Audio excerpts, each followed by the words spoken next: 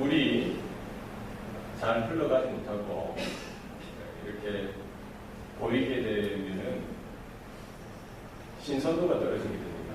그리고 녹조가 생겨나고 썩게 되죠. 물은 흘러야 그 신선도가 유지가 됩니다. 그래서 그게 강이든 바다든 마찬가지로 흘러가고 움직이는 것이죠. 우리의 믿음도 정체되어지고 정지가 되면은 신선함이 사라지게 되고 퇴보하고 또 이게 썩게 되죠. 믿음도 움직임이고 역동적이고 역사하고 열매가 이렇게 맺혀져야 하는 것입니다. 의인은 믿음으로 말미암아 산다라고 로마서에 등등이 나와 있습니다. 의인은 믿음으로 말미암아 산다. 예수 그리스도가 나의 주 나의 하나님인 것을 우리가 믿을 때에 성령으로 인침을 받고 하나님의 자녀로 거듭나죠. 우리가 구원받는 데도 믿음이 필요하듯이 구원받고 나서 이후의 삶에도 믿음을 가지고 살아가는 삶이 필요합니다. 야고보 사도가 행함이 없는 믿음은 죽은 믿음이라고 했습니다. 우리에게 있는 믿음은 이렇게 단순히 이념적이고 관념적인 정적이고 정체된 이런 믿음이 아니라 그 믿음을 따라가는 삶, 믿음으로 말미암아 순종하는 우리의 삶의 내용이 날마다 우리 가운데 있어야 할 줄로 믿습니다. 그래서 믿음이 없이는 하나님을 기쁘시게 하지 못한다고 했습니다. 하나님께 나아가는 자마다 하나님이 찾으신 믿음이 있어야 되는 거예요. 그래서 하나님을 찾는 자, 하나님이 살아계신 것을 믿고요. 하나님을 찾는 자에게 상 주시는 이심을 우리는 믿어야 하는 줄로 믿습니다. 그래서 믿음은 어디에서 나옵니까? 들음에서 나온다고 했습니다. 들음은 그리스도의 말씀으로 말미암는다고 했습니다. 그래서 우리가 믿음이 내 안에서 자생적으로 생겨나는 것이 아니라 하나님의 말씀을 들을 때 우리 안에 믿음이 싹이 나고 줄기가 나고 자라나고 열매 맺는 일들이 나타나는 것입니다. 예수님께서 늘 언제나 사역의 모든 현장에서 이 믿음을 중시 여겼습니다. 오늘 누가복음 8장 5절에서 15절까지 우리가 읽지는 않았지만 씨 뿌리는 자의 비유를 예수님께서 말씀하십니다. 씨 뿌리는 자가 밖에 나가서 씨를 뿌리는데 더러는 길가에 떨어지고 더러는 바위 위에 떨어지고 또 더러는 가시떨기에 떨어지고 또 더러는 좋은 땅에 떨어진다고 했어요. 이 씨는 뭐라고 했어요? 씨는 말씀이라고 했어요. 하나님의 말씀. 이 말씀과 믿음과의 상관관계가 있다라는 거예요. 말씀을 우리가 어떻게 받느냐, 말씀에 대한 우리의 태도, 우리의 반응이라는 것이죠. 어떤 씨는 길가에 떨어집니다. 그러면 새들이 와서 그것을 먹어버린다고 했어요. 예수님이 이것을 어떻게 해석하셨습니까? 말씀이 선포되어지는데 그 말씀이 누가 가져가는 거예요? 사단이 와서 구원받지 못하도록 하기 위해서 그 마음에서 말씀을 빼앗아야 한다고 했어요.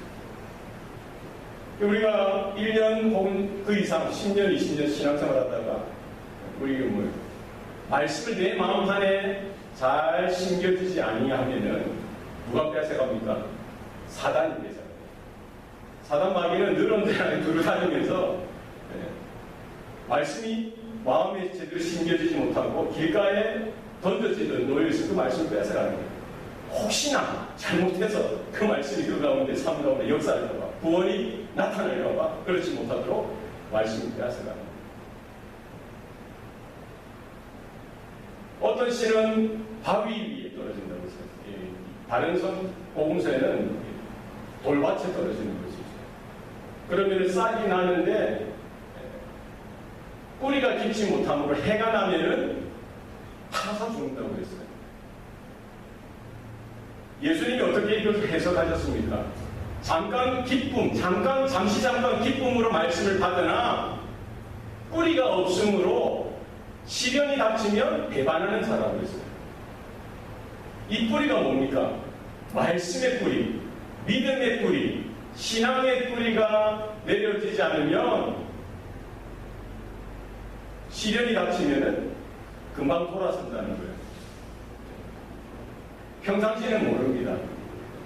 시련이 닥치고 환난이 닥치고 고난이 몰아닥치면은 그것이 힘드니까 말씀의 뿌리가 없고 믿음의 뿌리가 내려지지 못했기 때문에 금방 예수님으로부터 하나님으로부터 멀어지는 인생, 그런 사람들이 있다는 거죠. 또 말씀이 어디에 부러지냐? 가시떨기에 부러지냐? 잘 자라는 것 같아요. 그런데 문제는 뭡니까? 가시가 더 잘 자라면서 기운을 막아버리는 거예요. 결실하지 못한다고 했습니다. 예수님이 이것을 어떻게 해석해 주십니까? 이 가시떨기에 떨어졌다는 것은 세상의 근심, 재물, 영화의 기운이 막혀서, 재화의 기운이 막혀서 결실하지 못하는 자라고 했습니다. 그래서 세상의 염려, 근심, 세상을 더 사랑하는 마음들, 세상을 향한 야망, 꿈, 욕심들, 또 근심들, 이런 것들이 뭐를 막는 거예요? 우리의 믿음을 막는 거예요. 우리 신앙을 막는 거예요. 그래서 결실하지 못하는 그런 삶으로 살게 된다는 거죠. 마지막은 좋은 땅에 떨어진다는 거예요. 이것은 오늘 본 마태복음 8장 15절을 보면은 몇 배로 열매가 나는 거예요? 100배. 다른 복음서에는 30배, 60배, 100배라고 얘기했는데 오늘 누가복음 8장에는 100배. 좋은 땅에 있는 것은 착하고 좋은 마음으로 말씀을 듣고 지키어 인내로 결실하는 자라고 했어요. 그러니까 좋은 땅은 뭡니까? 좋은 마음에 가치 있는 사람들입니다. 좋다는 것, 이게 뭐죠? 오늘 예수님께서 8장 15절을 보니까 착하고 어떤 마음? 좋은 마음, 착하고 좋은 마음으로 말씀을 듣고 지키어 인내로 결실하는 자라고 했습니다. 여러분 가슴에 손을 얹으시고 나는 착하고 좋은 마음을 가지고 있는 사람인가 아닌가 스스로 헤물으시기 바랍니다. 착하고 좋다는 것은 뭡니까? 우리가 윤리적으로 도덕적으로 착하다 좋다 이것이 아니라 하나님께서 빛이 있으라 하시는 빛이 있었고 천지를 창조하실 때 첫째 날, 둘째 날, 셋째 날, 여섯째 날까지 하나님께서 보시기에 뭐라고요? 좋았다라고 했어요. 보시기에 좋았다. 하나님께서 말씀하시는 대로 역사가 나타나는 그 상황들을 보시기에 좋았다라고 말씀하십니다. 하나님의 말씀의 뜻대로 하나님의 말씀의 선포대로 되어지는 그것, 그것이 착하고 선한 것, 좋은 것이죠. 우리가 자녀들을 양육하는 것도 마찬가지고요. 여러분 집에 뭐가 있습니까? 몽몽이들이 있죠. 앉아 하면 앉고 일어서 하면 일어서고 먹이가 있어도 있어 먹어 하면 먹고 이게 뭐예요? 주인의 말에 잘 훈련되어지고 주인의 말이 떨어질 때 행동하는 것, 주인이 하지 말라고 하면 하늘이 무너져도 안 하는 것, 그게 주인이 볼 때 뭐 착하고 좋은 것, 선한 것이죠. 우리의 하나님 앞에 우리의 마음이 착하냐, 선하냐, 좋으냐, 이것은 뭘? 하나님의 말씀을 우리가 어떻게 받는다는 거예요. 하나님의 말씀을 듣고 지키고 인내함으로 하나님이 원하시고 기뻐하시는 이런 열매를 맺혀드리는 저와 여러분 될 수 있기를 소원합니다. 그래서 우리는 착한 마음, 좋은 마음은 하나님을 사랑하는 것, 하나님의 말씀을 사모하는 마음, 그것이 우리 가운데 있어서 하나님의 말씀이 떨어질 때마다 하나님 말씀 앞에서 우리의 마음의 상태가 간절함으로, 사모함으로, 애틋함으로 그 말씀을 우리가 받을 때에 그 붙들고 그 말씀에 붙들려 순종하며 인내할 때에 하나님께서는 말씀을 통해 믿음의 열매가 자라나고 일어나게 하시는 줄로 믿습니다. 우리의 남은 세대가 이와 같은 믿음의 은혜, 복이 흘러 넘치기를 소원합니다. 예수님께서는 이 제자들과 도인 모든 사람들에게 이렇게 씨 뿌리는 자의 비유 이 말씀을 하시고 특별히 제자들을 불러서 오늘 누가복음 8장 21절, 22절, 23절을 보면 배를 타고 건너편으로 이제 가자고 하십니다. 그런데 건너가면서 뭐를 만납니까? 광풍이 호수에 내리쳐서 물이 배로 들어오게 되어지고 풍랑으로, 태풍으로 이제 침몰 일고 직전이 되죠. 왜 예수님께서 이 제자들과 함께 바다로 건너가자 하시면서 그들에게 풍랑을 허락하셨느냐? 이 의도가 있는 고난이죠. 뭡니까? 하나님의 말씀을 받고 나서 그 말씀을 우리의 삶 가운데 어떻게 적용하느냐, 어떻게 적용해야 되느냐를 보고 계시는 것이죠. 제자들이 주님의 말씀을 받았어요. 들었어요. 그 말씀을 가지고 풍랑이 넘치는 이 인생 가운데 그 말씀을 어떻게 우리가 붙들고 살아가야 하는지 주님은 그들의 반응을 확인하시고 교훈해 주시기를 원하셨던 것입니다. 예수님은 그 갈릴리 바다를 지나면서 피곤하셔서 깊이 잠드시죠. 풍랑이 몰아칩니다. 배가 흔들리고 제자들이 혼비백산된 것이죠. 야단 법석입니다. 선생님, 선생님, 주님, 주님, 왜 주무십니까? 우리가 죽어가는데 그냥 두고 보실 겁니까? 예수님을 깨웁니다. 예수님이 일어나셔서 바람과 물결을 꾸짖으시고 그 바다를 잠잠케 하십니다. 그리고 거기에 요동하는 그 제자들, 난리치는 그 제자들을 향하여 꾸짖으세요. 뭐라고 꾸짖습니까? 너희들이 왜 믿음이 없느냐? 지금 누가복음 8장에서는 계속 주님은 무엇을 가지고 말씀하시는 거예요? 하나님의 말씀을 우리가 받았고요. 하나님의 말씀을 따라 우리가 살아가도록 부름을 받았으면 세상 가운데 우리의 살아가는 삶 가운데에 풍랑을 만나고 고난을 만나고 힘들고 어려운 순간 가운데 그 말씀을 붙들고 우리가 어떻게 살아야 되느냐. 주님께서는 거기에 대해서 확인하기 원하셨던 것입니다. 우리의 세상의 풍랑 속에서도 우리가 감당할 수 없는 것과 같은 환경 속에서도 물론 우리가 놀랄 수 있고 슬퍼할 수도 있고 힘들어할 수 있지만 우리와 함께 하시는 주님을 향해서 우리가 믿음의 눈이 열려질 수 있기를 소원합니다. 우리에게 주신 그 믿음, 그 말씀이 풍랑 속에서도 어떻게 역사하는지 잠잠하게 고요하게 그냥 있는 듯 없는 듯 있는 것이 아니라 그럼에도 불구하고 우리가 주님을 향하여 주님을 신뢰하고 하나님을 바라보고 우리 주님이 인정하시는 믿음 될 수 있기를 소원합니다.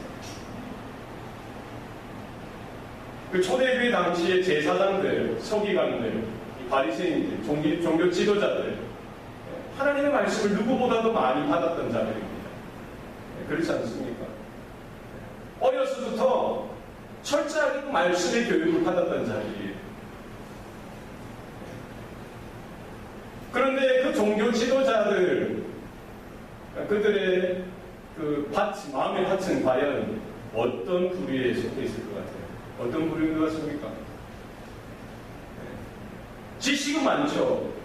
하나님의 말씀에 대한 그런 지식은 많은데 과연 예수님께 나오고 예수님을 예배하고 하나님을 참되게 예배하는 그 자리에 서는 데는 전혀 자신들의 그 지식이 그 말씀이 전혀 쓸모가 없었던 것입니다. 오늘 우리가 읽었던 40절이니까 40절에서 48절까지 말씀 보면은 예수님 앞에 어떻게 나아가야 하는지, 누가 예수님 앞에 참되게 나아갈 수 있는지에 대해서 분명히 말씀하고 있습니다. 회당장 야이로가 예수님 앞에 나와서 그 발 앞에 엎드려서 자기 집에 오실 것을 간청합니다. 41절로 보면 이는 그 이유에 대해서 설명하고 있어. 왜 예수님 앞에 나왔어요? 자기에게 12살 난 외동딸이 있는데 죽게 되었습니다. 그 사랑하는 딸, 그 딸을 고쳐달라고 예수님 앞에 달려나와서 예수님 앞에 엎드려 간청하고 울부짖는 것이죠. 회당장은 회당을 관리하는 사람이에요. 이 건물, 회당 건물을 관리하는 그 역할을 할 뿐만 아니라 회당 예배를 관장하는 사람입니다. 바벨론 포로기 이후에 유대, 이스라엘 사람들은 회당 중심의 신앙생활을 했어요. 그래서 회당을 중심으로 해서 우리 이제 주일마다 교회에 오듯이 회당장은 그 당시에 뭐 제사장들이나 서기관들, 율법사들, 바리새인들 같이 종교 지도자들 중에 한 그룹이 되는 것이죠. 회당을 책임지는 겁니다. 그래서 매 안식일마다 그들이 성경을 읽고 또 성경을 해석하고 설교를 하기도 하고요. 또 그 회중 중에서 혹은 다른 랍비나 종교 율법 선생님들이 방문하면 그들에게 설교할 수 있도록 그들을 지명하고 초청해서 그 회당 모임, 회당 예배를 관장하는 일들을 하는 것이죠.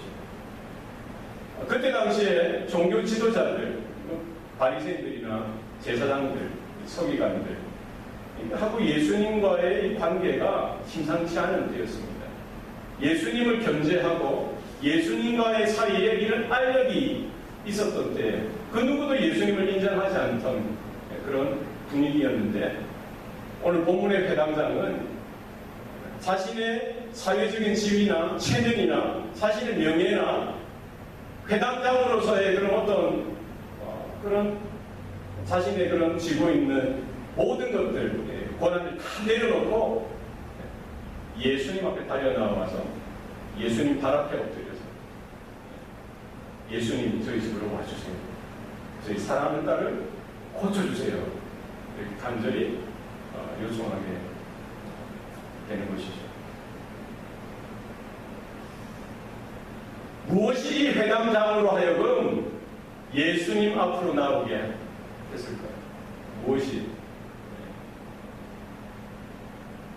아마 하나님께서는 그의 딸을 통해서 그에게 환난을 주시고 고난을 주시고 인생에 큰 어려움을 주셔서 그의 마음이 성령의 은혜로 기경되어지게 하셔서 좋은 땅이 되게 하셔서 그 가운데 주님에 대한 소식을 듣고 복음을 들을 때에 그 가운데 믿음이 생겨나게 하셨을 거예요. 종교 지도자들, 유대인들은 예수님 앞에 그렇게 나올 수 없었죠. 회당장에게 있어서, 그 야이로에게 있어서 그 사랑하는 딸, 12살 난 그 딸, 그의 고난, 고통, 질병으로 말미암아 오히려 하나님께로, 예수님께로 나아갈 수 있는 은혜가 된 줄로 믿습니다. 호세아 선지자가 그때 당시 유대인들에게 선포했던 말씀이 뭡니까? 너희의 묵은 땅을 기경하라는 거예요. 우리의 강팍한 마음, 굳은 마음의 이 밭을, 땅을 기경하라는 것입니다. 무엇으로 우리가 우리의 마음밭을 기경할 수 있습니까? 무엇을 가능합니까?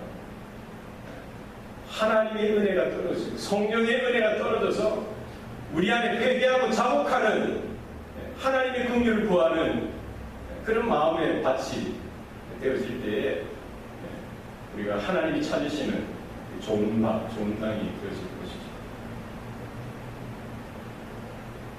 하나님께서 때로는 우리에게 시련을 주시고 고난을 통해서 하나님 앞으로 하나님을 찾게 하시고 하나님 앞에 더 가까이 나아가게 하시는 줄로 믿습니다. 우리의 고난을 통해서 하나님으로부터 멀어지는 인생이 아니라 오히려 우리가 회개하는 기회가 되어지고 자복하고 하나님께로 돌이키고 주님의 은혜 가운데, 임재 가운데로 더 가까이 나아가는 저와 여러분의 믿음의 반응, 믿음의 태도가 될 수 있기를 소원합니다. 예수님께서 그 회당장 야이로의 요청을 따라서 그의 집을 이렇게 가고 있는데 수많은 무리들이 예수님 주변에서 이렇게 예전성에는 옹이했다고 되어 있어요. 오늘 본문에는 밀려들어서 이쪽으로 밀치고 저쪽으로 밀리면서 큰 무리가 인산인해죠. 이렇게 흘러가듯이 예수님께서 가고 있는데 오늘 본문 43절에 또 다른 한 인물이 등장합니다. 누굽니까? 12해를 혈루증으로 앓는 중에 아무에게도 고침을 받지 못하던 여자. 몇 년을 고생했습니까? 12년을 혈루증으로 고생하던 그 여자. 아무에게도 고침을 받지 못했다는 거예요. 그 어떤 의사나 약이나 도움이 되지 못했다는 거예요. 그 한 여인이 사람들의 사람들의 무리들이 뚫고 예수님의 뒤로 와서 예수님의 옷자락을 만졌던 것입니다. 혈루증은 여성의 자궁의 벽에 이런 종기 같은 혹이 났을 때 하혈하는 질병이에요. 오늘날에는 수술을 통해서 레이저라든지 수술을 통해서 치료가 가능한데요. 그때 당시에는 이것이 부정한 병으로 치부되었습니다. 하나님 앞에 죄를 지어서 하나님이 천벌을 내렸다라고 여겨진 부정한 병 중에 하나였던 것이죠. 그러니까 고칠 수도 없고 의사를 만나고 약을 써도 낫지 않는 거예요. 그것이 몇 해입니까? 1년, 2년도 아니고 12년을 그 긴 세월을 돈은 돈대로 나갔을 것이고 몸대로 더 지치고 상하고 축이 났겠죠. 아마 부모님이 계셨다면, 형제들이 있었다면, 남편이 있었다면 12년 긴 병에는 효자가 없다고 하지 않습니까? 이쯤 되면은 이게 안 된다, 이게 이제 안 되는구나, 할 수 없구나. 우리가 1년, 2년 수고한 것도 아니고 10년 넘게, 그것도 12년 동안이나 애썼으면 됐지. 이제 더 이상 못해. 아마 가세가 있는 데를 다 기울였을 거예요. 근데 돈이 어디 있었겠어요? 그러니까 주위의 사람들, 가까운 친척들, 가족들까지도 다 포기할 수도 있는, 아니 이미 포기했겠죠. 중요한 건 본인이 힘든 거예요. 몸대로 더 힘들어지고요. 마음의 상처는 어떻습니까? 가족들의 의식입니다. 그리고 공동체, 이 부정한 병이니까 사람들과 함께 가까이 만날 수도 없어요. 그리고 회당 예배에 참석할 수도 없는 거예요. 그러니까 마음의 그런 상처뿐만 아니라 영적인 그런 갈급함, 영적인 이런 고립으로 인해서 정말 절망 그 자체였던 것입니다. 그런데 어느 날 예수님에 대한 소식을 듣고 그 여인의 마음 가운데 이런 무언가가 겨자씨 하나과 같은 믿음이 그 깊숙이에서 올라왔던 것이죠. 뭐를 선택한 겁니까? 예수님께 나가겠다. 예수님을 만나봐야겠다. 예수님의 말씀을 내가 듣지 못하면 그의 옷가에라도 내가 손을 대면은 내가 나음을 얻으리라. 이런 믿음이 생겼던 것입니다. 여인이 그때 당시 남자를 만지는 것은 율법으로 금한 거예요. 같이 만질 수도 없고요. 수많은 사람들이 있고 예수님은 지금 한 자리에 머물러 계신 것이 아니라 지금 뭐하고 계세요? 회당장 야외로의 인도함을 따라 지금 회당장의 집으로 지금 속히 걸어가고 있는 거예요. 수많은 사람들이 예수님 주변에 이렇게 몰려 있고요. 그런 예수님을 향해서 제대로 쫓아가기도 힘들고 나아가기도 더 힘들었을 거예요. 그래도 사력을 다해서 힘을 다해서 전심을 다해서 쫓아갔을 거예요. 그래서 내가 이걸 놓치면 죽는다 이런 마음으로 갔을지 모르죠. 어쨌든 예수님을 따라잡고 예수님 앞에 서기도 힘들었던 그때 예수님 뒤에서 예수님의 옷가에, 여기 옷가에라고 했는데 옷수를 이야기하는 거예요. 유대인들이 입는 옷은 정방형으로 이렇게 가운데 구멍이 뚫어서 이렇게 입는 통옷이에요. 그리고 4개의 옷자락에 술이 달려있는 것이죠. 율법의 요청에 따라 규례대로 술이 달려있어요. 술이. 거기 그 옷 끝에를 이렇게 손을 아마 대었던 것입니다. 그때 혈루증이 근원이 말라서 치료되어지는 역사가 나타났던 것입니다. 절망의 순간, 포기할 수밖에 없는 그 자리에서 주님에 대한 말씀, 주님에 대한 소식을 듣고 내가 주님 앞에 나아가리라, 죽더라도 주님 앞에 가서 죽으리라, 이와 같은 간절한 마음, 간절한 믿음을 가지고 주님 앞에 나아가는 것, 그것이 은혜요 복인 줄로 믿습니다. 나에게 얼마나 많은 지식이 있느냐, 얼마나 많이 성경을 아느냐, 얼마나 오랫동안 신앙생활을 했느냐, 그것이 물론 그 중요할 수 있지만 뭐에 연결되어 중요한 거예요?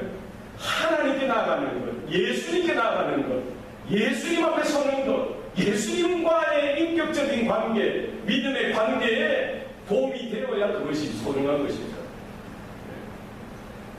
예수님, 하나님은 많은 것을 찾는 것이 아니라 무엇을 찾으십니까? 겨자씨 하나 같은 믿음을 우리에게 요구하시고 찾으시는 줄로 믿습니다. 믿음으로 간절히 주님 앞에 날마다 나아가는 저와 여러분 될 수 있기를 소원합니다. 예수님께서는 그 수많은 사람들이 인산인해를 이루고 자기 앞과 옆과 뒤에서 밀려가듯이 떠밀려가는 그 상황 가운데 예수님 그 몸에서 어떤 능력이 쑥 하고 빠져나가는 것을 주님은 아셨어요. 제자들에게 묻습니다. 누가 나를 만졌느냐? 제자들이 뭐라고 합니까? 아무도 안 만졌어요. 주님, 이렇게 많은 무리들이 밀려오고 또 밀려가는 것을 보지 않으십니까? 아니다. 누가 내 만졌다. 내게 능력이 그에게 나갔다라면서 주님이 뒤로 돌아보시는 거예요. 주님이 그 여인을 몰랐기 때문에 물어보셨을까요? 주님이 아셨을까 몰랐을까요? 아셨겠죠. 그 치유의 능력이 주님으로부터 그 여인에게 흘러간 것을 주님이 아셨다면 그 여인이 누구인지 주님이 아셨을 것입니다. 누구든지 주님께로 나아가는 그들, 주님이 다 그 마음, 그 중심을 다 깨뚫어 아시고 모든 것을 아시고 보시는 줄로 믿습니다. 예수님께서 왜 이렇게 물으셨겠어요? 지금 여인은 예수님에 대한 소식을 듣고요, 12년 동안 그렇게 고통당하고 힘들어하던 자신의 몸을 이끌고 예수님 앞에 나아가리라 마지막 그 소망을 붙들고 나아갔던 것이죠. 만졌어요. 놀라운 기적이 그 순간 일어난 것을 그 여인이 깨달았습니다. 예수님 앞에 고백하는 것이죠. 예수님은 은혜 받은 그 자, 하나님의 기적을 경험한 그 여인을 통해서 자원하여 자신에게 나타났던 것을 스스로 고백함으로 인하여 이것이 우연하게 되어진 것이 아니라 하나님께서 역사하시고 예수님께서 역사하셨다는 사실을 분명히 믿음으로 확인하기를 원하셨던 것입니다. 예수님께서 바쁜데 그냥 지나가실 수도 있죠. 그러나 주님은 그러지 아니하시고 그 바쁜 길 중에서도 멈추시고 제자들에게 물으시고 시간을 통해서 그를 찾으셔서 스스로 그 여인이 두렵고 떨리는 마음으로 자기 몸에 나타난 그 증세, 하나님의 만져주신 그 치유에 대해서 스스로 고백하도록 하신 것은 여인이 붙들고 있는 그 믿음이 결코 우연이 아니라 어떤 세상 사람들이 가지고 있는 어떤 미신적인 그것이 아니라 바로 그 주님 앞에 나오는 그 발걸음, 주님을 만지는 그 만짐을 통해서 바로 예수께서, 하나님께서 역사하셨다는 사실을 그 여인 스스로가 다시 한 번 더 믿음으로 깨닫고 고백하기를 원하셨던 것입니다. 뿐만 아니라 그 여인의 믿음이 그 수준에 머무는 것이 아니라 더 성장하고 자라나기를 원하셨던 거예요. 분명히 자기에게 나타난 그 치유의 기적, 그것이 주님께서 행하신 것이죠. 그러나 기적만을 믿는 믿음이 아니라 주님과의 인격적인 접촉을 통해서 주님의 말씀을 직접적으로 들음을 통해서 그 여인에게 심겨진 믿음이 말씀에 근거한 믿음이요 더 성장하고 자라나며 열매 맺는 믿음의 삶이 되어지기를 원하셨던 것입니다. 여러분, 우리의 믿음이 주님의 말씀에 근거하며 말씀으로 열매 맺는 그와 같은 우리의 삶이 될 수 있기를 소원합니다. 48절 말씀에 또 뭐라고 말씀하십니까? 내 딸아, 내 믿음이 너를 구원하였다. 평안히 가라라고 말씀하시죠. 44절에 분명히 그 여인이 주님을 만졌을 때에 치유되어지는 놀라운 기적이 나타났어요. 주님은 그냥 그 여인이 자신의 그 병, 혈류병 그것만 고치면 좋겠다라고 이런 단순한 믿음을 가지고 소원을 가지고 주님 앞에 나왔지만 주님은 단순히 그냥 그 여인의 몸을 치료해 주는데 그치지 아니하시고 주님과 대화하고 주님과 더 깊은 교제를 통해서 그의 마음의 상처도 고쳐주시고요. 그 영혼이 구원되어지는 놀라운 은혜를 허락해 주셨던 것입니다. 우리가 주님 앞에 나올 때에 이와 같은 은혜가 있기를 소원합니다. 네. 믿음은 들음에서 난다고 했습니다. 들음은 그리스도의 말씀으로 말미암는다라고 했습니다. 믿음은 말씀을 우리가 어떻게 듣느냐, 말씀을 듣는 자, 말씀을 받는 자의 반응이 태도인 것입니다. 우리가 매 순간 예배 자리도 마찬가지고요. 우리 삶 가운데 하나님이 주신 그 말씀이 있어요. 우리가 평화로울 때, 평탄할 때도 하나님이 말씀을 주실 뿐만 아니라 오늘 본문에 나온 정말 고난과 환난 가운데 있는 이 사람들처럼 또 풍랑 가운데 거있는 그 제자들과 같이 그런 풍랑 속에서, 고난 속에서, 문제 가운데 하나님 말씀을 주시는데 그 말씀에 대한 우리의 태도, 우리 반응이 어떠해야 하는가? 두 가지입니다. 두 가지. 두 가지예요. 환경이 좋을 수도 있고 나쁠 수도 있죠. 그러나 말씀에 대한 우리의 태도, 우리의 반응은 두 가지입니다. 첫 번째는 뭡니까? 말씀에 대해서 우리가 불신앙하는 거예요. 말씀을 믿음으로 받지 않는 거예요. 그래서 불순종으로 가는 것입니다. 그게 하나예요. 두 번째는 뭡니까? 말씀이 떨어졌을 때 신앙으로 받는 거예요. 믿음으로 받는 거예요. 그래서 순종하면서 주님이 원하시는 그 길로 가는 겁니다. 그러니까 어떤 사람들은 평탄하고 좋을 때 말씀을 받는 데에 불신앙으로 받는 사람이 있어요. 그러니까 불순종하게 되어져서 그냥 세상으로 가는 사람들이죠. 평탄에도 주의 말씀을 간절히 사모하여서 신앙으로 받고 믿음으로 받고 순종의 삶을 살아가는 사람이 있습니다. 환난과 고난과 여러 가지 역경 속에서도 마찬가지예요. 말씀이 주어지면 내가 어떻게 반응합니까? 어떤 사람은 그냥 떨떠름하게 불신앙으로 믿음 없이 믿음을 가지고 반응하는 것이 불신앙으로 반응하는 거예요. 그냥 불순종하게 되어지는 거죠. 그런 환난 속에서도 정말 죽을 수밖에 없는 그런 현장에서도 하나님을 향하여 그 말씀을 향하여 간절히 사모하고 오늘 누가복음 8장 15절 말씀처럼 착하고 좋은 마음으로 말씀을 받고 지키어 인내하는 자로서 내가 정말 힘들고 어렵지만 주님의 말씀이 아니면, 주님의 은혜가 아니면, 주님의 통신이 아니면 내가 살 수 없다는 그 고백. 오늘 회당장 야이로와 같이 오늘 12년 동안 혈류증으로 고난 가운데 있던, 고통 가운데 있던, 차별 가운데 있던 그 여인처럼 정말 만신창이가 된 거 아니겠어요? 그러나 그 말씀을 붙들고 주님 앞에 나와서 자기 체면이 뭡니까? 다 버려두고 엎드리고 주님 앞에 그냥 나와서 주님을 뵐 용기도 없어요. 그 꽃자락이라도 내가 만지고 싶은 그런 애틋함으로 주님 앞에 나오는 그 뭡니까? 그 어떤 반응이에요? 신앙의 반응이죠. 신앙. 주님 내가 믿습니다. 주님 제가 믿습니다. 우리에게 이와 같은 믿음이 있기를 소원합니다. 여러분 믿음, 우리의 믿음은 정지된 믿음인지 우리 머리에만 맴도는 믿음인지 아니면 오늘 배당장 야이로와 같이 12년 동안 혈류증으로 고생하던 그 여인처럼 간절하게 그 말씀을 쫓아서 주님을 향하여 나아가지 않으면 안 되는 마음이 역동하고 성령의 그 감동 가운데 주님 앞으로 더 가까이 그 임재 가운데 나아가기를 힘쓰는 역동하는 역사의 믿음인지 우리가 확인하고 우리가 주님 앞에 날마다 돌이키고 주님 앞에 간절히 나아가는 저와 여러분의 믿음의 삶이 될 수 있기를 소원합니다. 주님 만져주세요. 주님 고쳐주세요. 주님 회복시켜주세요. 주님이 주시는 말씀에 간절하고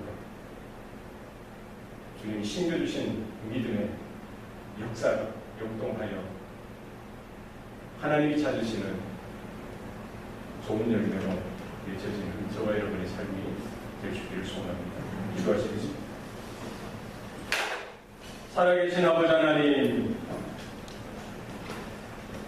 오늘도 우리에게 생명 주시고 구원의 은혜를 주시니 감사합니다. 우리에게 겨자씨 하나가 같은 믿음 허락하여 주셨는데 하나님, 내 마음의 상태, 내 마음밭의 상태를 보면은 때로는 길가밭처럼 마음이 딱딱하게 굳어 있을 때가 있었습니다. 주의 말씀을 간절함으로 받지도 못하고 당연한 것처럼 받았을 때가 있었던 것 같습니다. 내 마음이 때로는 바위밭처럼 돌짝밭처럼 잠깐 기쁨으로 받았던 때 있었던 것 같습니다. 가시떨기처럼 세상의 재리와 유혹 가운데 흔들렸던 때도 있었습니다. 하나님, 연약한 우리들 불쌍히 여겨주시고